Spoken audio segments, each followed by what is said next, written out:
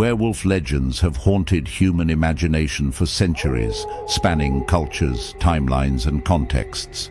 These myths of shape-shifting creatures uniquely blend fear and fascination, offering insight into humanity's relationship with its primal roots. But where did these stories come from, and why do they persist even today? Our journey begins in ancient Greece, with the famous myth of King Lycaon. Lycaon's story is brutal. He defied Zeus, disrespected sacred rituals, and paid the ultimate price. As punishment, Zeus turned him into a wolf, banishing him to live forever as the beast he had metaphorically become. But this wasn't just a punishment. It was a reflection of ancient beliefs tied to divine judgment and humanity's transformation into animal forms. Meanwhile, across Europe, tales of werewolves began to emerge in folklore, independent of Greek mythology, but eerily similar in theme. These stories often painted the werewolf as a cursed figure, sometimes inflicted by sorcery, sometimes the result of a divine curse. The werewolf wasn't just a frightening beast, it embodied a profound sense of loss.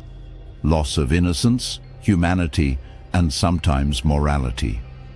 By the time the Middle Ages rolled around, werewolves weren't just folklore, they were feared. The concept of lycanthropy took root during an era rife with superstition.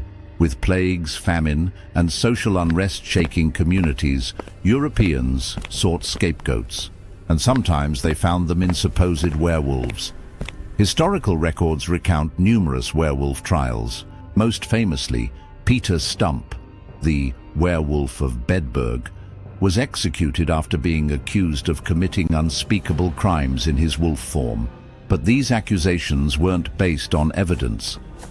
Often, livestock deaths or unexplained attacks weren't caused by mythical creatures, but by wolves or hunger-driven humans.